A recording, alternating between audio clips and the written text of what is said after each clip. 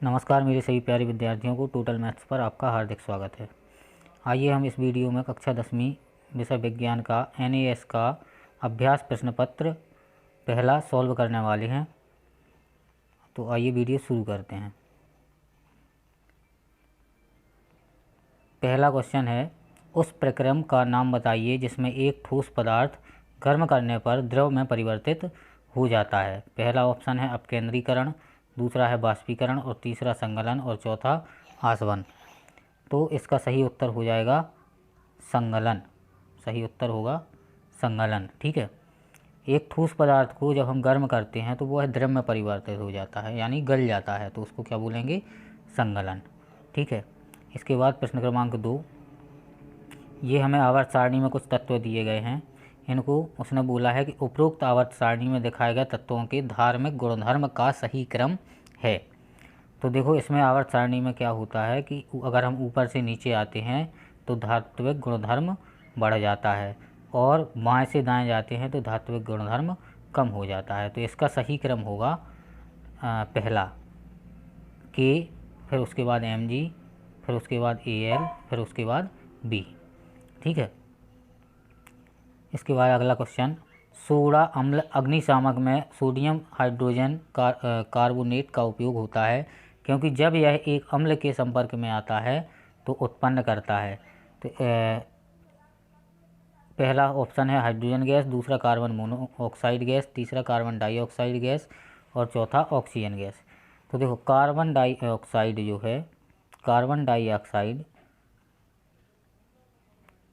अग्निशामक के रूप में उपयोग की जाती है। ठीक है, तो ये इसका सही आंसर होगा ऑप्शन नंबर 3, कार्बन डाइऑक्साइड। ठीक है, इसके बाद नेक्स्ट क्वेश्चन है अपना, अभिक्रिया CuO plus H2 equal to Cu plus H2O में ऑक्सीकृत और अपचयित पदार्थ क्रमशः हैं।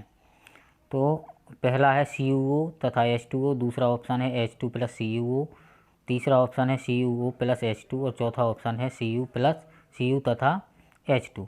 तो इसमें ऑक्सीकृत और अपचयित पदार्थ हमें बताना है। तो ऑक्सीकृत और अपचयित पदार्थ हो जाएंगे हमारा ऑप्शन नंबर 2। H2 ऑक्सीकृत पदार्थ है और CuO अपचयित पदार्थ है। नेक्स्ट क्वेश्चन, बादल के परिक्षिप्त प्रावस्था एवं परिक्षेपण माध्यम है। परिक्षिप्त प्रावस्था और परिक्षेपण माध्यम। ठीक है, ये 4 ऑप्शन हमें दिए हैं, इसमें से हमें सही ऑप्शन बताना है। तो इसका सही ऑप्शन होगा द्रव और गैस। द्रव और गैस। ठीक है, ऑप्शन नंबर 2 इसका सही आंसर होगा। ठीक है, इसके बाद अगला क्वेश्चन, पदार्थ के एक मूल में उतने ही अणु, परमाणु या आयन होते हैं जितने परमाणु में, ऑप्शन है C13 के 12 ग्राम में है, C12 के 13 ग्राम में है, C12 के 12 ग्राम में है और C13 के 13 ग्राम में है। तो इसका सही आंसर होगा option number 3। Option number 3, C12 के 12 ग्राम में जितने आयन या परमाणु या अणु होंगे उतने ही उसके एक मूल में परमाणु या अणु होंगे। ठीक है, अगला क्वेश्चन, XYZ तत्वों की परमाणु संख्याएं क्रमशः 8, 12, 17 हैं। निम्नलिखित में से कौन से तत्व एक ही आवर्त के हैं? ऑप्शन 1 है X एवं Y, दूसरा Z एवं X, तीसरा Y एवं Z और चौथा है X, Y एवं Z। तो इसका सही आंसर होगा तीसरा, Y एवं Z। कौन सा? ऑप्शन नंबर 3, Y एवं Z। ठीक है, अगला क्वेश्चन, निम्नलिखित में से कौन सी अभिक्रिया संकलन अभिक्रिया है? निम्न में से कौन सी अभिक्रिया संकलन अभिक्रिया है? तो इसका सही आंसर होगा सांद्र H2, ऑप्शन नंबर 2, सांद्र H2SO4 की एथेनॉल के साथ अभिक्रिया। ठीक है, इसके बाद नेक्स्ट क्वेश्चन, आवर्त सारणी के तीसरे आवर्त का तत्व M ऑक्सीजन के साथ मिलकर M2O3 ऑक्साइड बनाता है। M क्या है? 4 ऑप्शन दिए हैं हमें, सोडियम, कैल्शियम, एल्यूमिनियम और सिलिकॉन। तो इसका सही आंसर होगा एल्यूमिनियम। सही आंसर क्या होगा? एल्यूमिनियम। इसके बाद next question, hydrogen sulphide H2S के एक अणु में उपस्थित परमाणुओं का अनुपात द्रव्यमान के रूप में है 1:32, 1:16, 3:32 और 1:8। तो इसका सही आंसर होगा 1:16। 1:16, ऑप्शन नंबर 2। ऑप्शन नंबर 2 हमारा बिल्कुल सही आंसर होगा। ठीक है। इसके बाद अगला क्वेश्चन है, कम सक्रिय के धातुओं के ऑक्साइडों के कोक के द्वारा अपचयन में एक गैस उपोत्पाद के रूप में निकलती है। निःश्वसन करने पर यह गैस बहुत अधिक विषैली होती है। यह कौन सी गैस है? तो 11वें का सही उत्तर हो जाएगा CO। सही उत्तर होगा CO, कार्बन मोनोऑक्साइड, CO। ठीक है। इसके बाद अगला क्वेश्चन, परमाणु के लिए निम्नलिखित में से कौन सा कथन सत्य है? परमाणु के लिए निम्नलिखित में से कौन सा कथन सत्य है? ये चारों ऑप्शन आप पढ़ सकते हैं। इसका सही उत्तर होगा ऑप्शन नंबर 2। इलेक्ट्रॉनों की संख्या बराबर प्रोटॉनों की संख्या बराबर परमाणु संख्या, और ये सब क्या होते हैं? द्रव्यमान संख्या से छोटे होते हैं, क्योंकि द्रव्यमान संख्या में प्रोटॉनों तथा न्यूट्रॉनों की संख्या का योग होता है, इसलिए ये सभी द्रव्यमान संख्या से छोटे होते हैं। ठीक है। नेक्स्ट क्वेश्चन, निम्नलिखित में से कौन सी विस्थापन अभिक्रिया है? कौन सी विस्थापन अभिक्रिया है? तो इसका सही उत्तर होगा ऑप्शन नंबर 3। सही उत्तर होगा ऑप्शन नंबर 3, Zn+FeSO4। क्लियर। इसके बाद अगला क्वेश्चन, दो पदार्थ P एवं Q आपस में अभिक्रिया करके एक मीठी सी गंध वाला पदार्थ R बनाते हैं। निम्नलिखित में से कौन सा सही विकल्प सत्य है? अभिक्रिया का प्रकार, फिर अभिकारक P और अभिकारक Q, ये हमें दिए हैं। इनमें से हमें सही उत्तर का चयन करना है। ठीक है। तो 14वें का सही उत्तर होगा ऑप्शन नंबर 4। ऑप्शन नंबर 4, एस्टरीकरण की अभिक्रिया में और कार्बोक्जिलिक अम्ल और एल्कोहल बनता है। ठीक है। इसके बाद अगला क्वेश्चन, प्रश्न क्रमांक 15, जब ताज़ा दूध दही में परिवर्तित हो जाता है तो उसकी पीएच पर क्या प्रभाव पड़ता है? मतलब कि जब दूध दही में परिवर्तित होता है तो उसका पीएच मान क्या होता है? कम हो जाती है या बढ़ जाती है या वही रहती है या उदासीन होने की तरफ जाती है? तो 15वें का सही उत्तर होगा पहला, पीएच मान कम हो जाता है। पीएच मान कम हो जाता है। ठीक है। इसके बाद अगला क्वेश्चन 16वां, सोडियम क्लोराइड NaCl का जलीय विलयन सिल्वर नाइट्रेट AgNO3 के जलीय विलयन से अभिक्रिया करता है। यह अभिक्रिया निम्नलिखित में से किस प्रकार की अभिक्रियाओं से संबंधित है? द्विविस्थापन अभिक्रिया, विस्थापन अभिक्रिया, अवक्षेपण अभिक्रिया, वियोजन अभिक्रिया। फिर इसके नीचे हमें ऑप्शन दिए हैं कि इसमें कौन कौन सा हो सकता है। पहला एवं तीसरा, दूसरा एवं चौथा, पहला एवं चौथा और तीसरा एवं चौथा। तो इसका सही आंसर होगा पहला एवं तीसरा। ठीक है।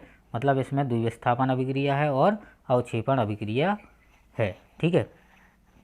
इसके बाद नेक्स्ट क्वेश्चन है अपना, आलू के चिप्स की थैली में नाइट्रोजन गैस भरी जाती है जिससे कि ना हो, क्या ना हो? जंग लगना, विकृत गंधी, अपचयन या वियोजन। तो प्रश्न क्रमांक 17 का सही उत्तर होगा दूसरा, विकृत गंधी ना हो। ठीक है। ऑप्शन नंबर 2 सही उत्तर होगा। ठीक है। इसके बाद अगला क्वेश्चन, दो अलग अलग ऑक्साइड P और Q की अभिक्रियाएं निम्नलिखित हैं। P HCl से अभिक्रिया करके तनु NaOH से नहीं करता। Q HCl एवं NaOH दोनों से अभिक्रिया करता है। तो उपरोक्त अभिक्रियाओं के आधार पर कौन सा कथन सही है? P उदासीन है एवं Q क्षारक है। दूसरा, P उभयधर्मी है एवं Q अम्लीय है। तीसरा, P अम्लीय है एवं Q क्षारक है। P क्षारक है एवं Q उभयधर्मी है। ठीक है। तो इसका सही उत्तर होगा option number 4। Option number 4, P क्षारक है। ठीक है। P क्षारक है एवं Q उभयधर्मी है। ठीक है। इसके बाद अगला क्वेश्चन, आर एक सफ़ेद पदार्थ है जो कि केक बनाने में उपयोग किया जाता है। गर्म करने पर यह कार्बन डाइऑक्साइड गैस, जल वाष्प एवं एक सफ़ेद ठोस पदार्थ एस देता है जो कि क्षारक प्रकृति का है। आर और एस की पहचान कीजिए। मतलब इसमें हमें आर बताना है कि आर क्या है और एस क्या है। तो प्रश्न क्रमांक 19 का सही उत्तर होगा ऑप्शन नंबर 2। ऑप्शन नंबर 2 आर है NaOH CO3 एवं एस है Na2CO3। ठीक है। इसके बाद अगला क्वेश्चन, जल के एक मूल में परमाणुओं की संख्या होगी। जल के एक मूल में परमाणुओं की संख्या कितनी होती है? तो ये होती है 6.022 गुणा 10⁻23। ऑप्शन नंबर पहला सही उत्तर होगा। ठीक है। इसके बाद अगला क्वेश्चन, अत्यंत विषैली गैस ओजोन को आवश्यक माना जाता है क्योंकि यह हमें वायुमंडल के ऊपरी स्तर पर यूवी यानी पराबैंगनी विकिरण से हमारी रक्षा करती है। तो पहला ही ऑप्शन इसका सही हो जाएगा। पहला ऑप्शन इसका सही हो जाएगा। ठीक है। इसके बाद अगला क्वेश्चन, रहमान ने 2 परख नलियों में ताज़ा तैयार चूने का पानी लिया और इन पर का खा चिन्हित किया। उसने का में स्ट्रॉ द्वारा मुँह से हवा फूंकी और खा को उसी तरह रहने दिया। कुछ मिनटों के पश्चात का के चूने का पानी दूधिया हो जाता है। इस क्रिया के द्वारा रहमान यह प्रदर्शित करता है कि निःश्वासित वायु में ऑक्सीजन नहीं होती, चूने के पानी में ऑक्सीजन नहीं होती, निःश्वासित वायु में ऑक्सीजन होती है, निःश्वासित वायु में कार्बन डाइऑक्साइड होती है। तो इसका सही उत्तर होगा ऑप्शन नंबर 4, निःश्वासित वायु में कार्बन डाइऑक्साइड होती है। ठीक है। अगला क्वेश्चन, प्रश्न क्रमांक 23, हमारे मुख में जो तरल साबित होता है और भोजन में मिलकर उसे चिकना व आसानी से निगलने वाला बना देता है वह है जठर रस, हार्मोन, लार या पित्त। तो मुख में हमारी क्या बनती है? लार बनती है। हमारे मुख में क्या बनती है? लार बनती है। तो ऑप्शन नंबर 3 अपना बिल्कुल सही आंसर होगा। ठीक है। इसके बाद क्वेश्चन नंबर 24। क्वेश्चन नंबर 24, अग्न्याशयिक पैनक्रियाटिक एंजाइम की पहचान कीजिए जो कि प्रोटीन में सहायक है। तो कौन सा ऐसा एंजाइम है जो प्रोटीन के पाचन में सहायक है? ठीक है। पहला है ट्रिप्सिन, दूसरा है लाइपेज, तीसरा है एमाइलेज और चौथा है पेप्सिन। तो 24 का हो जाएगा पहला ट्रिप्सिन। ठीक है। ट्रिप्सिन जो है हमारे प्रोटीन के पाचन में सहायता करता है। इसके बाद अगला क्वेश्चन, मनुष्य का सामान्य प्रंकुचन और अनुशीतलन दाब क्रमशः है। तो इसका सही आंसर होगा option number 4। Option number 4, 120 mmHg तथा 80 mmHg। जो प्रकुंचन दाब होता है वो 120 mm होता है और अनुशीतलन दाब 80 mm होता है। तो ऑप्शन नंबर 4 हमारा बिल्कुल सही उत्तर होगा। ठीक है। इसके बाद अगला क्वेश्चन, गमले में लगे पौधों की समस्त पत्तियों की दोनों सतहों पर वैसलीन लगाने पर निम्न में से कौन सी प्रक्रियाएं प्रभावित होंगी? पहला श्वसन, दूसरा प्रकाश संश्लेषण, तीसरा उत्सर्जन और चौथा बाष्पोत्सर्जन। तो कौन कौन सी अभिक्रियाएं इसमें प्रभावित होंगी ये हमसे पूछा गया है। तो अगर हम पत्ती के दोनों तरफ गैसोलीन लगा देते हैं तो इसकी सभी क्रियाएं पत्तियों में होती हैं वो सभी प्रभावित होंगी। तो इसका सही उत्तर क्या होगा? Option number 4। ठीक है। सभी क्रियाएं प्रभावित होंगी।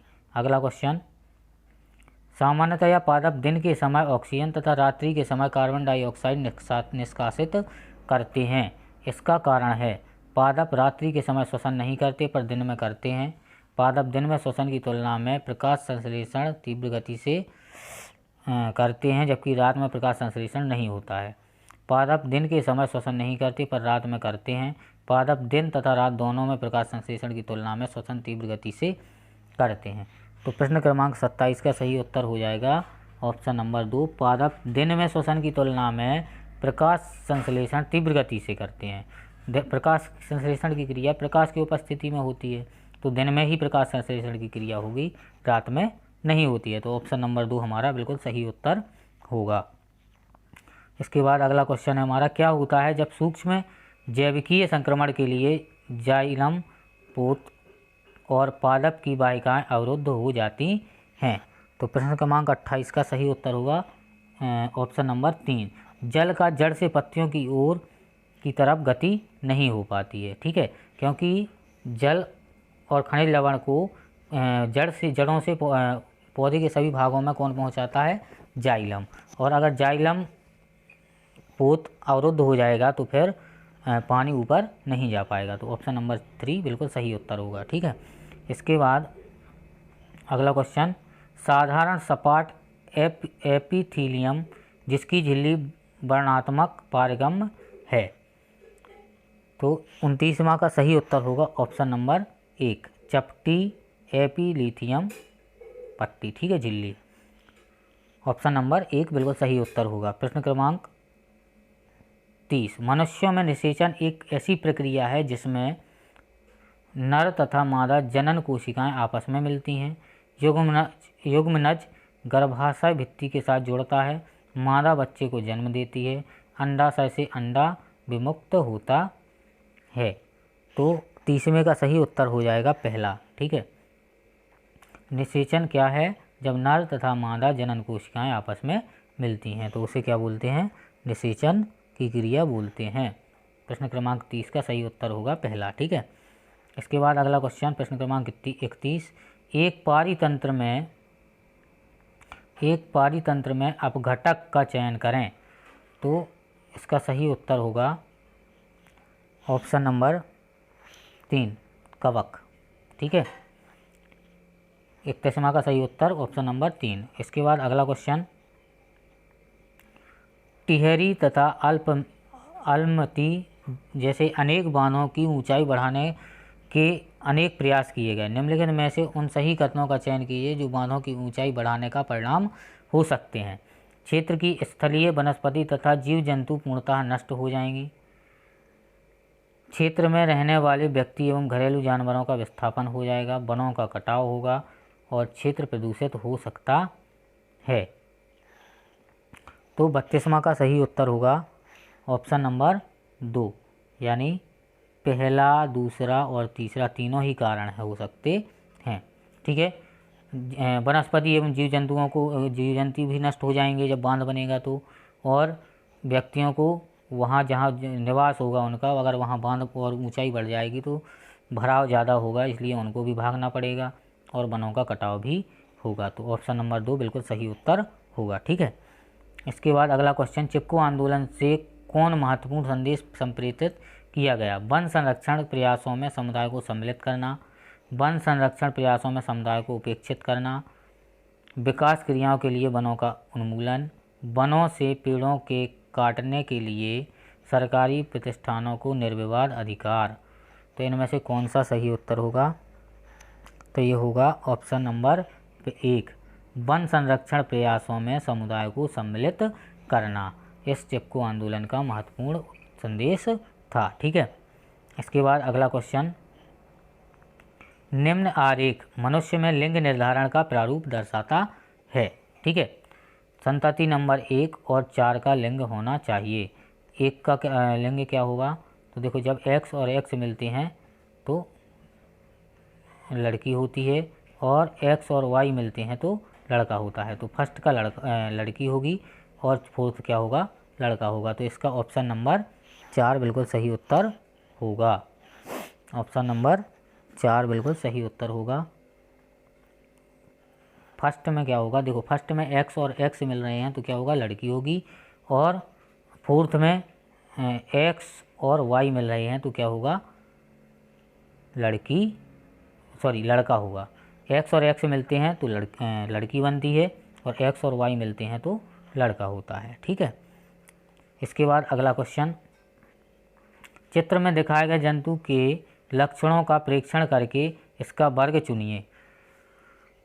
तो इसका हमें वर्गीकरण देखना है कि जो चित्र बना में जंतु बना है ये कौन से वर्ग का है। ठीक है, तो इसमें क्वेश्चन नंबर 35 का सही उत्तर होगा ऑप्शन नंबर 3, आर्थ्रोपोडा। जिसमें अनेक पैर होते हैं वो कौन सी श्रेणी में आते हैं, आर्थ्रोपोडा श्रेणी में आते हैं। ठीक है, इसके बाद अगला क्वेश्चन, उर्वरक के संदर्भ में सही कथन को बताएं।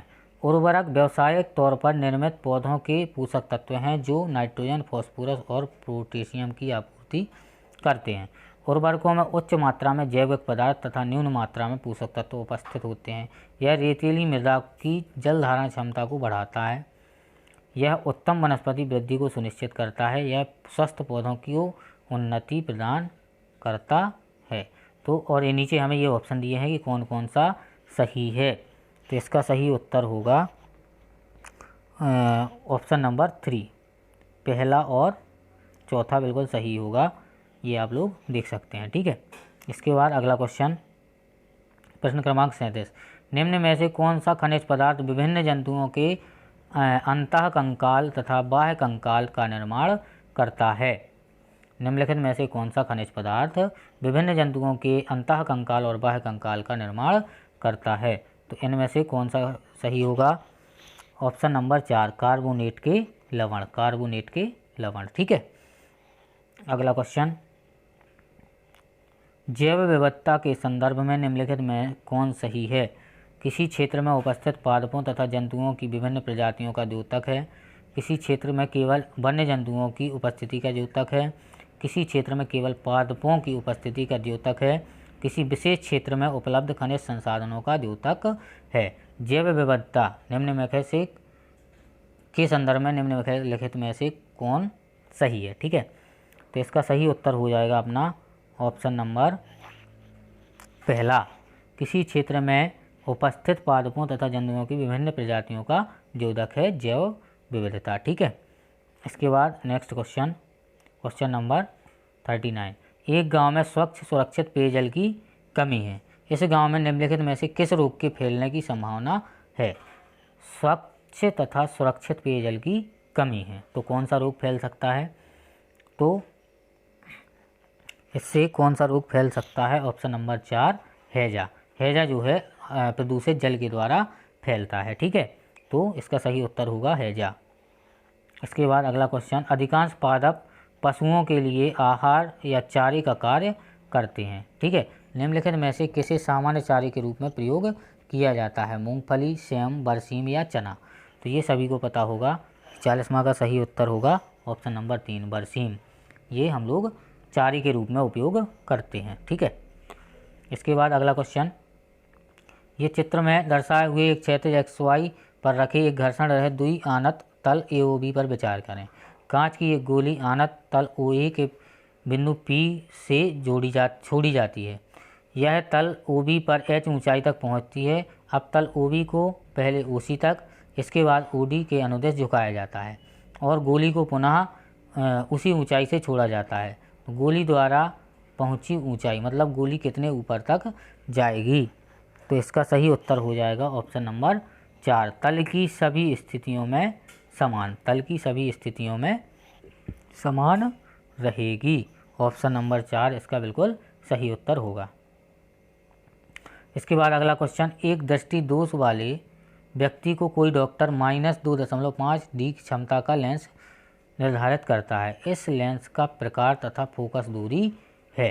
तो देखो, अगर लेंस की क्षमता ऋणात्मक है तो यह अवतल लेंस होगा। अगर लेंस की क्षमता ऋणात्मक है तो ये कौन सा लेंस होगा, अवतल लेंस होगा। और इसकी फोकस दूरी कितनी होगी, -40। फोकस दूरी कितनी होगी, -40 सेंटीमीटर। ठीक है, ऑप्शन नंबर ए इसका बिल्कुल सही उत्तर हो जाएगा। ठीक है, इसके बाद अगला क्वेश्चन, एक बेलनाकार चालक का प्रतिरोध 18 ओम है। इसे 3 बराबर भागों में काटा जाता है। यदि तीनों भागों को पार्श्व क्रम में, पार्श्व मतलब समांतर में जोड़ा जाए तो इस संयोजन का तुल्य प्रतिरोध क्या होगा। तो इसका सही उत्तर हो जाएगा ऑप्शन नंबर 1, 2 ओम। ठीक है, ऑप्शन नंबर 1, 2 ओम। ठीक है, अगला क्वेश्चन, एक धावक r त्रिज्या वाले वृत्ताकार पथ का 5 चक्कर लगाने में t सेकंड का समय लेता है। धावक की चाल क्या होगी, धावक की चाल क्या होगी, कितने चक्कर लगाना है उसको, 5 चक्कर, ठीक है, और कितने समय में, t सेकंड में। तो वृत्ताकार पथ है तो वृत्त की परिधि के आधार पे ये चक्कर लगाएगा। इसका ऑप्शन नंबर 2 बिल्कुल सही होगा, उत्तर होगा, ठीक है। क्यों, क्योंकि देखो त्रिज्या r है तो वृत्त की परिधि होती है 2 पाई r, और उसको 5 चक्कर लगाना है तो परिधि क्या हो जाएगी, 10 पाई r, ठीक है। और समय क्या है, t, और चाल होती है दूरी बटे समय, तो दूरी हो जाएगी 10 पाई r और समय हो जाएगा t सेकंड, ठीक है। तो इससे का सही ऑप्शन होगा 2, ठीक है। इसके बाद अगला क्वेश्चन, कोई पिंड एक समान चाल से गतिशील है तथा वह पहले सेकंड में 50 मीटर की दूरी तय करता है। पिंड द्वारा 5वें सेकंड के अंत में तय की गई कुल दूरी कितनी होगी। 5वें सेकंड में तय की गई दूरी हमें ज्ञात करना है। तो इसका सही उत्तर हो जाएगा ऑप्शन नंबर 4, 250 मीटर, ठीक है। अगला क्वेश्चन, किसी दर्पण द्वारा बना प्रतिबिंब वस्तु के आकार के समान एवं उल्टा है, तो दर्पण कौन सा होगा, ठीक है। तो 46 का सही उत्तर हो जाएगा हमारा ऑप्शन नंबर 2, कौन सा, अवतल दर्पण, कौन सा दर्पण, अवतल दर्पण, ठीक है। इसका सही उत्तर होगा अवतल दर्पण, ठीक है।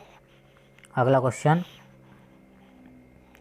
L लंबाई तथा A अनुप्रस्थ काट के क्षेत्रफल वाले किसी चालक का प्रतिरोध R है। इस चालक के पदार्थ की विद्युत ऋणात्मकता रो को व्यक्त किया जाता है, तो किससे निरूपित किया जाता है, तो 47 का सही उत्तर हो जाएगा अपना option number 4, RA/L, option number 4 अपना बिल्कुल सही उत्तर होगा, ठीक है। इसके बाद अगला क्वेश्चन, निम्नलिखित में से जड़त्व के बारे में कौन सा कथन सही है, तो इसका सही उत्तर हो जाएगा कौन सा, निम्नलिखित में से जड़त्व के बारे में कौन सा कथन सही है। सभी वस्तुओं का जड़त्व समान होता है, वस्तु जितनी भारी है उसका जड़त्व उतना ही कम होता है, वस्तु जितनी हल्की है उसका जड़त्व उतना ही अधिक होता है, वस्तु जितनी भारी है उसका जड़त्व उतना ही अधिक होता है। तो इसका सही उत्तर होगा ऑप्शन नंबर 4, वस्तु जितनी भारी होगी उसका जड़त्व उतना ही अधिक होगा, ठीक है। उसको खींचना या धकेलना उतना ही मुश्किल होगा क्योंकि वो उसका जड़त्व अधिक होगा, ठीक। इसके बाद अगला क्वेश्चन 49, निम्न सारणी में 4 वस्तुओं ABCD द्वारा प्रथम, द्वितीय, तृतीय एवं चतुर्थ सेकंड में तय की गई दूरियां निम्न सारणी में दी गई हैं, ठीक है। ये सारणी बनी हुई है, तो इसमें ये पूछा है कि कौन सी वस्तु एक समान गति में है, इनमें से कौन सी वस्तु एक समान गति में है। तो इसका सही उत्तर हो जाएगा ऑप्शन नंबर 3। देखो हमें भी दिखाई दे रहा है चारों सेकंड में क्या है, 10 मीटर 10 मीटर 10 मीटर और 10 मीटर। तो इसका सही आंसर होगा ऑप्शन नंबर 3, ऑप्शन नंबर 3, ठीक है। तो जो वस्तु C है वो एक समान गति में है, ठीक है। इसके बाद अगला क्वेश्चन, प्रश्न क्रमांक 50, 10 न्यूटन का कोई बल किसी वस्तु पर लगाया जाता है, वस्तु बल की दिशा में 2 मीटर दूरी तक विस्थापित होती है, बल द्वारा किया गया कार्य, तो कितना हो जाएगा वस्तु द्वारा किया गया कार्य। इसका सही उत्तर होगा 50वें का सही उत्तर ऑप्शन नंबर 3, ठीक है, 20 जूल। देखो कार्य बराबर होता है बल गुणा विस्थापन, तो बल 10 न्यूटन है और विस्थापन 2 मीटर है, तो 10 दूनी 20 जूल हो जाएगा इसका सही उत्तर, ठीक है। इसके बाद अगला क्वेश्चन, चित्र में दर्शाए अनुसार कोई चालक AB चुंबक M के चुंबकीय क्षेत्र में रखा गया है। इस स्थिति में निम्नलिखित में से कौन सा कथन लागू नहीं होता है। विद्युत धारा प्रवाहित होने पर AB विस्थापित होगा, बिल्कुल होगा। विद्युत धारा का मान बढ़ने से AB का विस्थापन भी बढ़ता है। AB विस्थापन की दिशा में फ्लेमिंग के दक्षिण हस्त नियम द्वारा ज्ञात की जा सकती है। और चौथा, विद्युत धारा की दिशा विपरीत करने पर AB के विस्थापन की दिशा भी विपरीत हो जाती है। तो इनमें से कौन सा कथन लागू नहीं होगा, तो इसका सही उत्तर हो जाएगा ऑप्शन नंबर 3। कौन सा होगा सही उत्तर, ऑप्शन नंबर 3, AB के विस्थापन की दिशा फ्लेमिंग के नियम से द्वारा ज्ञात नहीं की जा सकती, ठीक है। इसके बाद अगला क्वेश्चन, प्रश्न क्रमांक 52, लकड़ी का एक गुटका जल में तैर रहा है, लकड़ी का एक गुटका जल में तैर रहा है, गुटके पर लगने वाला उत्प्लावन बल विस्थापित जल के द्रव्यमान के बराबर नीचे की ओर, विस्थापित जल के द्रव्यमान के बराबर ऊपर की ओर, और विस्थापित जल के भार के बराबर नीचे की ओर, विस्थापित जल के भार के बराबर ऊपर की ओर। तो इसका सही उत्तर होगा ऑप्शन नंबर 4, विस्थापित जल के भार के बराबर और कहाँ, ऊपर की ओर। ठीक है। उत्प्लावन बल पानी के द्वारा लगाया जाता है ऊपर की ओर। ठीक है। इसके बाद अगला क्वेश्चन, दो बिंदुओं के बीच विभवांतर 2 वोल्ट है। 0.1 सी का कोई आवेश एक बिंदु से दूसरे बिंदु तक ले जाया जाता है। इस प्रक्रम में किया गया कार्य कितना होगा? तो ये होगा 0.2 जूल, 0.2 जूल। ठीक है। अगला क्वेश्चन, किसी विद्युत परिपथ के लघुपथन में विद्युत धारा अकस्मात कम हो जाती है क्योंकि विद्युत परिपथ छोटा हो जाता है, और अधिक हो जाती है क्योंकि फ्यूज तार पिघल जाता है। अधिक हो जाता है क्योंकि विद्युन्मय तार और उदासीन तार एक दूसरे के सीधे संपर्क में आ जाते हैं। और चौथा ऑप्शन है, अधिक हो जाता है क्योंकि उदासीन तार तथा भू संपर्क तार एक दूसरे के सीधे संपर्क में आ जाते हैं। तो इसका सही उत्तर होगा ऑप्शन नंबर 3, अधिक हो जाता है क्योंकि विद्युत तार और उदासीन तार यानी फेज तथा न्यूट्रल दोनों क्या होते हैं, सीधे संपर्क में आ जाते हैं। ठीक है। इसलिए विद्युत धारा अचानक बढ़ जाती है, इसे इंग्लिश में शॉर्ट सर्किट बोलते हैं। ठीक है। अगला क्वेश्चन, क्रिकेट की किसी गेंद को ऊर्ध्वाधर दिशा में ऊपर की ओर फेंका गया। निम्नलिखित में से कौन सा ग्राफ गेंद की स्थितिज ऊर्जा में इसकी ऊंचाई में वृद्धि के साथ परिवर्तन को सही दर्शाता है? ये 4 हमें उत्तर दिए गए हैं, तो इनमें ग्राफ दिए गए हैं, इनमें से हमें बताना है कौन सा सही है। ठीक है। तो इसका सही उत्तर हो जाएगा ऑप्शन नंबर बी। ठीक है। जो बी चित्र है ये ऊंचाई में वृद्धि के साथ स्थित ऊर्जा में परिवर्तन को दर्शाता है। ठीक है। अगला क्वेश्चन, प्रश्न क्रमांक 56, प्रकाश की कोई किरण वायु से जल में और फिर जल से कांच में गमन करती है। किरण मुड़ जाती है। जल तथा कांच दोनों में अविलंब से दूर, जल तथा कांच दोनों में अविलंब की ओर, जल में अविलंब से दूर एवं कांच में अविलंब की ओर, और जल में अविलंब की ओर एवं कांच में अविलंब से दूर। तो इसका सही उत्तर होगा ऑप्शन नंबर 2, जल तथा कांच दोनों में क्या होती है, अविलंब की ओर झुक जाती है। ठीक है।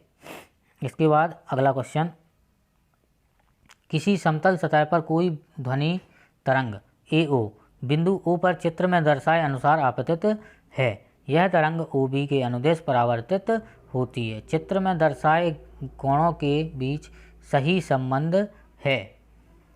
कोण 1 बराबर कोण 3 होगा, कोण 2 बराबर 3 होगा, कोण 3 बराबर 4 होगा, या कोण 2 बराबर 4 होगा। तो इसका सही उत्तर हो जाएगा कोण 2 बराबर 3 होगा, ऑप्शन नंबर 2।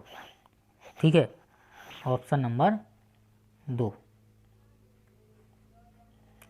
कोण 2 और 3 बराबर होंगे। ठीक है। इसके बाद अगला क्वेश्चन, चित्र में दर्शाए गए परिपथ में धारा I का मान क्या है? इसमें जो प्रवाहित धारा होगी उसका मान कितना होगा? ठीक है। तो ये हमें पता करना है। तो इसका सही उत्तर हो जाएगा हमारा ऑप्शन नंबर 4, 0.4 एम्पियर, 0.4 एम्पियर। ठीक है। इसके बाद अगला क्वेश्चन, किसी गेंद को ऊंचाई से गिराया गया, गेंद द्वारा 4 सेकंड में चली गई दूरी, और जी का मान लेना है हमें 10 मीटर प्रति सेकंड स्क्वायर। ठीक है। तो इसके द्वारा चली गई, गेंद के द्वारा चली गई दूरी क्या होगी? गेंद के द्वारा चली गई दूरी ऑप्शन नंबर 2 80 मीटर। कितनी? 80 मीटर। ऑप्शन नंबर 2 हमारा बिल्कुल सही उत्तर होगा। ठीक है।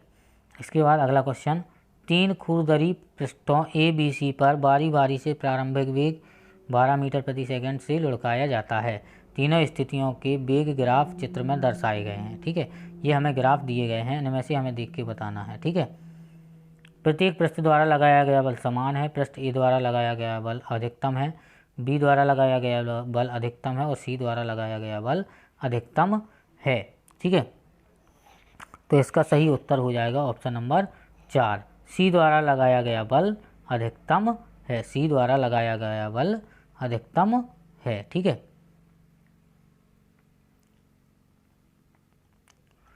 क्योंकि देखो सी में क्या हो रहा है कि वस्तु बहुत ही जल्दी रुक जा रही है। यहाँ 8 तक जाती है, यहाँ 6 तक और यहाँ 4 पे ही रुक जाती है। अतः सी द्वारा जो बल लगाया गया है वो बहुत अधिक है। ठीक है, इस प्रकार हमारी ये सभी प्रश्न कंप्लीट हुए।